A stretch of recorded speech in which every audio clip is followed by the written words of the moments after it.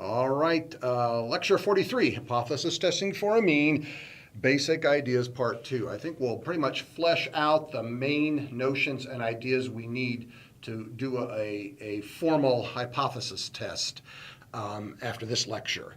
And there's going to be a lot of writing for you in this lecture. Like I said, you just need to get some ideas down on paper so you can refer to them. Of course, you can always go back and refer to the video.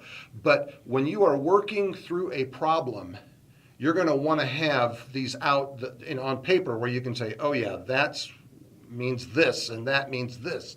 Because I'm not going to draw a lot of pictures. I think I'll draw a few in this lecture, but I'm not going to draw a lot. It's when we get to working actual examples, you'll see these ideas coming in a little more clearly. So you're going to find yourself needing to pause me and do some writing. Again, I don't think it's a good use of time for me to write all this up. So again, I'm just going to kind of present it, put it up there. But you can follow along and find the blanks where they are and fill in. So you will need to pause me to get everything in. All right, so remember from last time we had that hypothesis testing involved initially breaking a claim or an idea down into two conflicting hypotheses. And right now we're talking about hypothesis testing for a population mean. We will do other kinds of hypothesis testing later on. But right now, our null hypothesis that nothing happened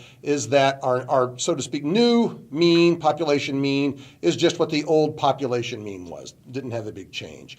And this we contrast with the three different forms for the alternative hypothesis depending on the particular situation. One was that no, the mean has changed, it's bigger than it was, or no, the mean has changed, it's smaller than it was, or no, there's been some change in the mean, I'm not going to initially claim bigger or smaller, just there's been some change.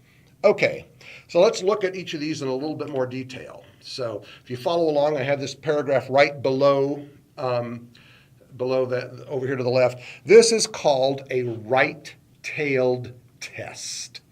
Our computed sample mean, remember we will compute a sample mean, and the idea, if you go back to lecture 41, we computed a sample mean, and the question was that sample mean under the assumption that the mean hadn't changed, under the assumption that the null hypothesis was still true, did that sample mean lie so far off to the right that it was so big that we think that probably we're wrong about the null hypothesis. In fact, the alternative hypothesis probably is true. So in that case, our computed sample mean lies to the right. We reject H naught if here's where you have to fill in. We reject H naught if under the assumption that H naught is true, the sample mean lies so far to the right that its right tail probability is so small that we consider the sample mean to be unusually large, right? It's unusually large. We didn't expect to get that, so we're probably wrong about the null hypothesis. Probably the mean really is bigger. If the sample mean does not lie so far to the right, in other words, if its right tail probability is not so small, we fail to reject H naught, and that's the language we use. We don't feel we have a strong reason to think that we should shift the curve. In fact, the null hypothesis may still be true. We don't have a good reason to reject it. So let me try to put up that in a little picture here. Okay, so this is, again, the better picture is if you go back to lecture 41 and look at your notes or even watch that lecture again, if you're a little rusty, this will make real sense to you, all right, because it's all what we did. So, but let me kind of do a quick summary of that. So the idea is under the assumption that the population mean is still mu sub 0, what this curve represents is what the sample mean probability curve would look like if the null hypothesis were still true, all right? Then we compute a value of the sample mean, and maybe we find, like way out here. Let me change my color, I guess. So let me just say, if I have room, sample mean way out here. Okay, if the sample mean is way out here, we feel like we're probably wrong about the curve and it should be slid over. So we're wrong about this, we believe, so we reject it. We reject the null hypothesis. If sample mean is way out here, what if, let's see, I guess I have room here. If the sample mean we compute is not so far out. So maybe it's like right here. Okay, I'm not so far away from the mean mu sub 0, and I have a large tail probability, right? It's not not so small tail probability in this case. Over here, I'm going to have a small tail probability. I'm rejecting H naught. So what we do here, if we have a large tail probability, if we're in closer, we can I fit it in here? Fail to reject the null hypothesis. We fail to reject H naught in that case. Makes sense? Again, we're not saying then that we know for sure the mean hasn't changed. We're not saying that this is definitely true, the mean didn't change. We're just saying that based on this result, this is not a very unusual result under the assumption that H naught is true. Therefore, we don't have a good reason for thinking it changed. We don't have a good reason for saying, oh, this definitely happened, right? So we are failing to reject this, and so we don't have a good argument to say that this happened. Make sense? All right. Let's do the next one. And where's my clicker? Here it is. Okay. So the alternative hypothesis could be that mu is less than mu sub 0. So this is called, so why do we call this one a right-tailed test? For obvious reasons. What we're doing is we're comparing how far out our sample mean is. If the right tail area is small, the right tail probability is small, we're going to reject H naught. If it's not so small, we're going to fail to reject. And of course, the question is, what does small mean and what does not so small mean? We have to have some criterion, some cutoff probability, which I already talked about, and we're going to bring that up again in a little while. But there's some place out here where, beyond here, the tail probability is too small. Back here, it's not too small, right? Over here we reject, over here we don't. And I'll come back to all of that again, but it really would behoove you to go through Lecture 41 if you're a little bit rusty on this, and I think it'll make real sense. Okay. Here, of course, what's going on is we're thinking that the population mean may be smaller than the original value, so we're going to call this a left-tailed test. Typically, we'll compute the sample mean, and it'll lie to the left. Yes, left. We reject H naught if, under the assumption that H naught is true, you can fill this in yourself, I bet, and you should see that, in fact, it is the right thing. If the sample mean lies so far to the left that its tail probability is so small that we consider the sample mean to be unusually small off to the left. If the sample mean does not lie so far to the left, if its tail probability is not so small, we fail to reject H sub 0. All right, and I don't really have room to draw the picture. I almost feel like I should because we haven't drawn such a picture yet. But, well, we're going to do it in examples later on. You can imagine it's just this thing flipped over, right? If the sample mean is way the heck out here, we're going to say that we're going to reject the notion that the mu stayed the same and believe that it probably is smaller because the curve should have shifted this way, right? If the sample mean is below mu sub 0 but not very far below, if it's not extreme, then we don't have a good reason for thinking that we should shift the curve. So we're going to fail to reject this notion. It may still be false, but we're going to fail to reject it. We don't have strong reason to do so. Okay, I think I'm not going to, like I said, draw the picture because the things will get too cluttered up here. All right, well, what do we have over here? Of course, I am not, let me stand away from the words. I am not, in this case, claiming that the new mean, so to speak, is bigger than or less than mu naught. I'm just saying as the alternate claim, the alternate hypothesis that it's just not equal to mu naught. All right, so we're going to call this a two-tailed test. Our computed sample mean will lie either to the right or to the left of mu naught, and we reject H naught if under the assumption that H naught is true, we find doggone it. And I'm just a second here. Hang on. All right, I should get this. Let me try here. This should be the very next. No, it's not there. Darn it. What has happened? Shucks. Well, you can about fill it in yourself. I just checked this and it worked fine. Try one more time.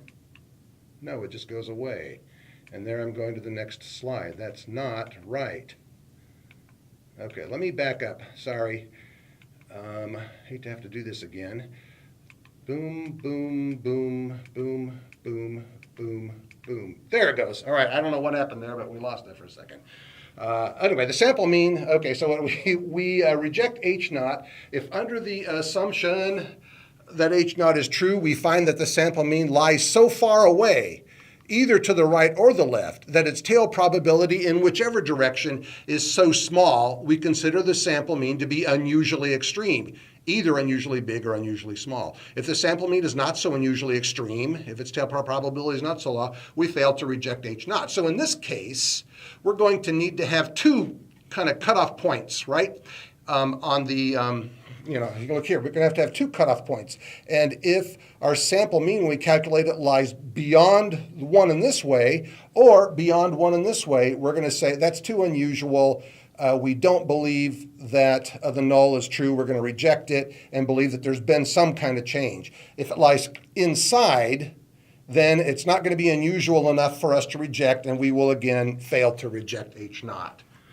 Okay, so of course, I hope you have been pausing me to get all this written out as needed, because you need to have all this, definitely. Let me rub this out because it's not going to jibe with the rest of the slides, and let's just hope the rest of the slides work. Okay, let's see. So where are we? Okay, yeah. So just to emphasize all this again, when we talk about rejecting the null hypothesis, we are saying we have strong reason to believe the null hypothesis is wrong and the alternative hypothesis is true, which again comes down to we don't believe the mean stayed the same. We believe it changed, it increased or it decreased, or it became something different, right?